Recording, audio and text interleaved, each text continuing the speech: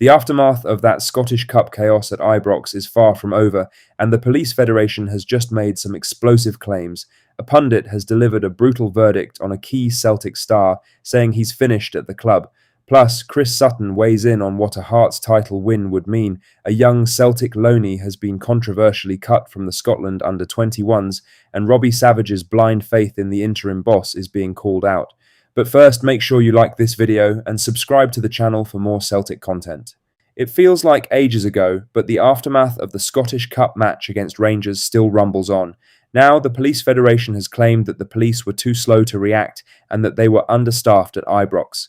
David Kennedy, the General Secretary of the Scottish Police Federation, also believes that there was overcrowding in the away end. He said, "What I've had confirmed is that there were too many Celtic fans in the Broomloan stand.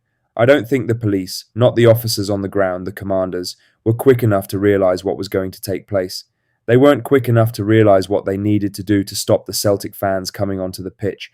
Undoubtedly, the Celtic fans only did what they did because of the way the match went with the penalties. That is what resulted in that surge of fans onto the park. It probably wouldn't have happened otherwise.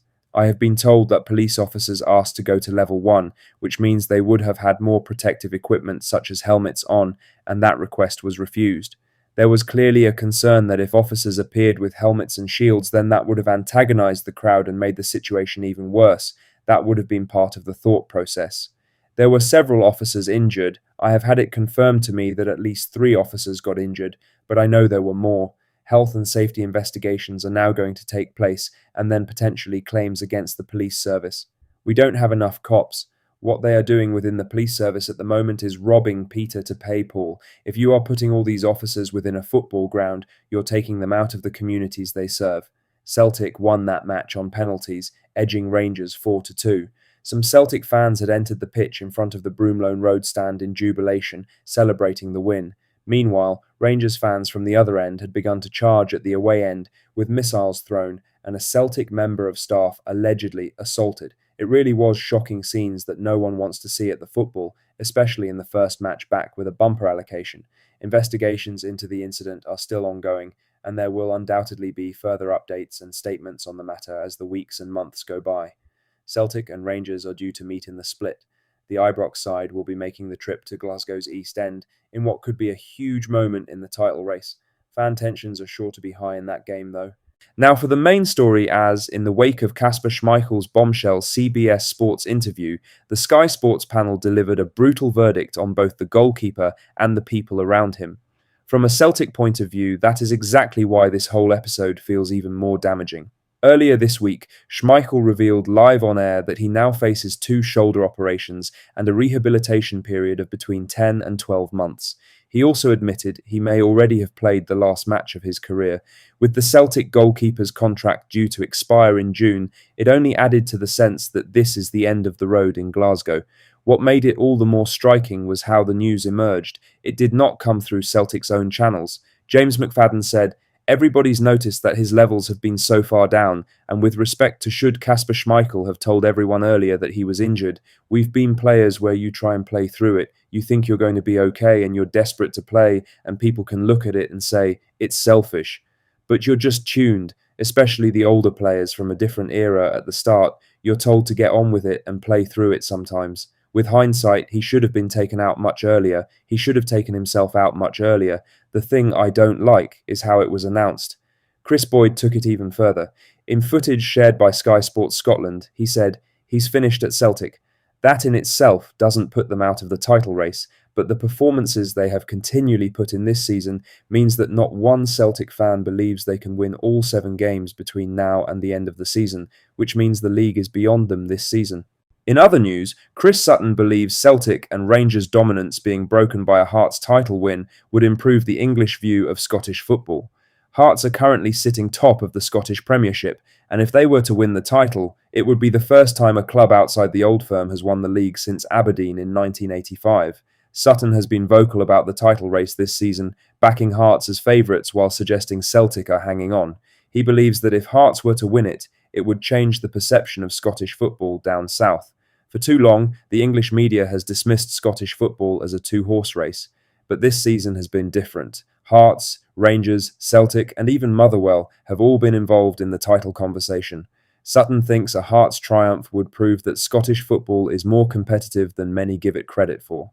It's an interesting take from the former Celtic striker, especially given his allegiance to the club.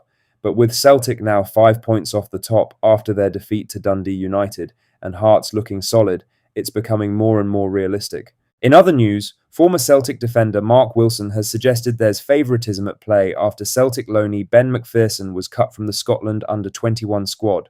McPherson, who is currently on loan at Partick Thistle from Celtic, has been in impressive form in the Championship this season.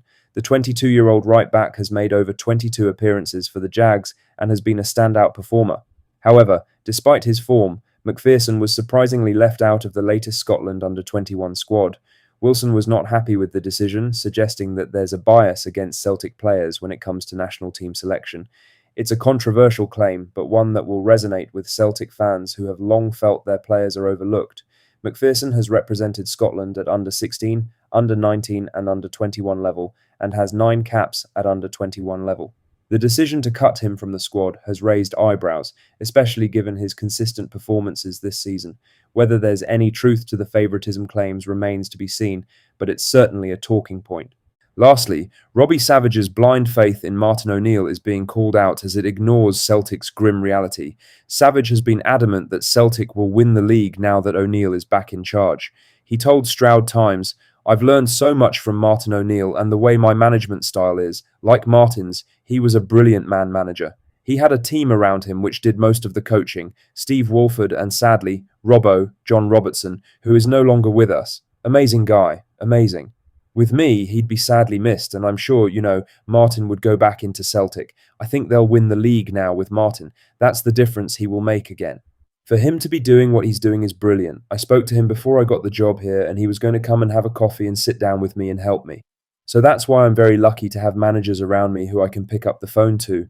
However, the reality on the ground tells a different story. Celtic just lost 2-0 to Dundee United at Tannadice, a result that has left them 5 points behind Hearts with only 7 games remaining. O'Neill himself admitted that Celtic lost their way completely in the second half. The performances have not been good enough, and while Savage's faith in his former boss is touching, it doesn't change the fact that Celtic are struggling. The title race is still mathematically possible, but the performances suggest otherwise.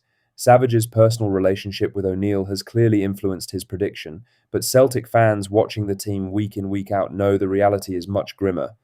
That's all the latest Celtic news for today. Make sure to hit that like button, subscribe if you haven't already, and drop a comment below with your thoughts. I'll see you in the next one. Hail, hail.